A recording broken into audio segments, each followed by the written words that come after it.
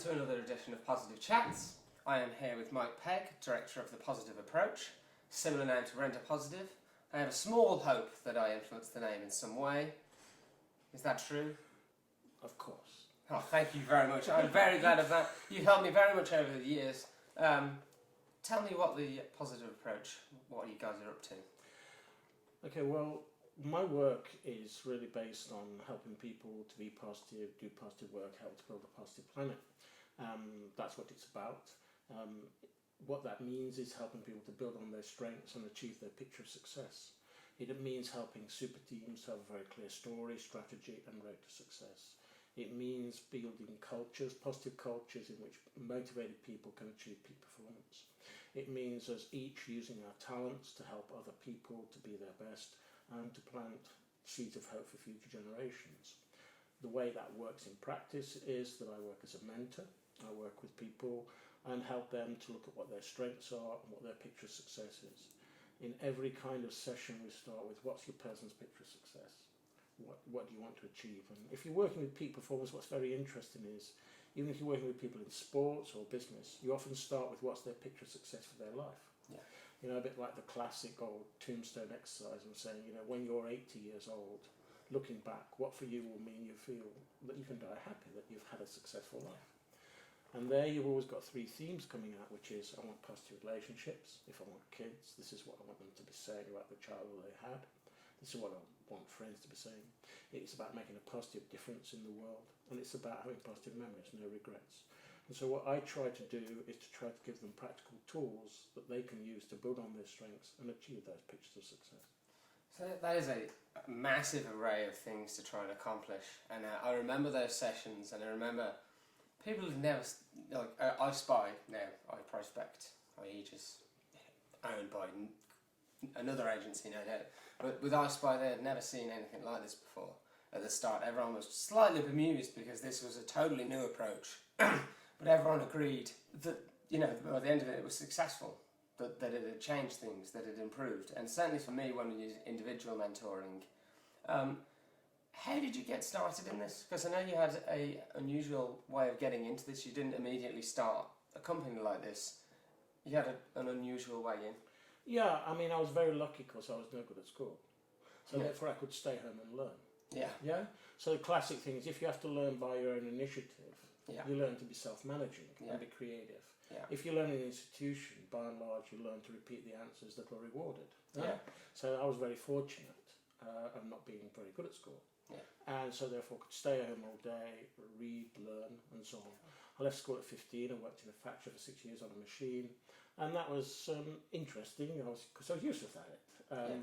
But it was wonderful to be able to go to the reference library in Derby, where I grew up, and just learn, and to study, and to look at the world, and be able to see patterns. And after 6 years, I managed to get out of the factory, worked in an office for a bit, and tried to work with people. And eventually, I was offered a chance by community service volunteers by a fantastic guy called Alec Dixon, who started voluntary service overseas. He inspired the Peace Corps in America, and he started community service volunteers. And I remember coming down from the Midlands to Toynbee Hall, where it was that day, a sunny day, and being interviewed by Alec, who said, well, we can get you a job working with mentally handicapped kids. And I remember going back home and skipping almost along the pavement saying, I'm never going to work again. And that was when I was 22, I'm 70 now, and I haven't really worked since then. I've been very fortunate to actually be able to encourage people. And after the mentally handicapped kids, then it was running therapeutic communities for psychopaths, delinquents, people like yourself. Oh, thank you very much. And these kind of things. And being able to do that. And what was fascinating about that was, it was to just try to study what worked. Yeah. You know, all my teachers said, study what works, simplify what works, and share what works. But preferably in a profound way. And people want more than concepts. They want concrete things. They want practical tools they can use. Because all the world and its dog is a life coach these days. Yeah? But what they do is they come out with the same statements. Yeah. And then somebody will say, yeah, but what do I do? But I'm going to give you another inspirational story. No, what do I do? Yeah. And fortunately, I learned from peak performers about what they did right. Look at what people did right. Because the route I come from is a very organic approach, which is essentially saying it's never about change. I don't believe in change. I don't believe in change programs. I believe in development, but that's a totally different thing. Because the organic approach believes that people already have within them the strengths they can use to succeed. Yeah. They already have succeeded in their life. They've already overcome terrible challenges. Yeah. Huh? Yeah.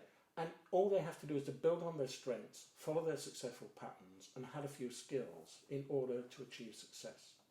And what my job is to help them to understand what's their picture of success, what do they really, really want. Yeah.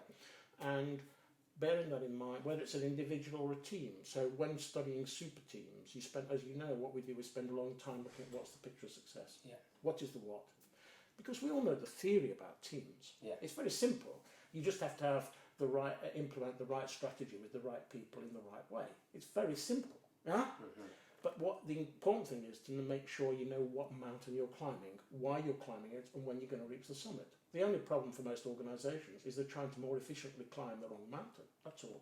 Huh? Okay. So therefore, it's about what's the mountain, what's the real what, what is the real result you want to achieve here, and which is something I learned from people very early on about. You have to clarity, creativity, concrete results. What is the real result you want to achieve? Not what you want to do. Yeah. What is the real result you want to achieve here? Yeah. And then going from there and then saying, all right, so let's look at your strengths. How can you use your strengths to achieve those goals? Have you ever tackled a similar challenge like this in the past? What did you do right then? How can you do that more? What do you need to add to that? So it's about developing the organic seed that's within people. Because people develop, they don't change. A rose becomes a better rose, they don't become a daffodil. Yeah? It's about that. Yeah? Yeah. And it's the classic things of focusing on what you can control, all that stuff. Yeah. And I think it's the world is full of people who are trying to tell people they should change. It's pointless. Yeah. It's about what's your goal? What do you really want to achieve? What have you tried before? When have you succeeded at it? What are your strengths? How can we use those? What are the 3 key things you can do to give yourself the greatest chance of success? Okay, let's look at the challenge you face. Here are some practical tools.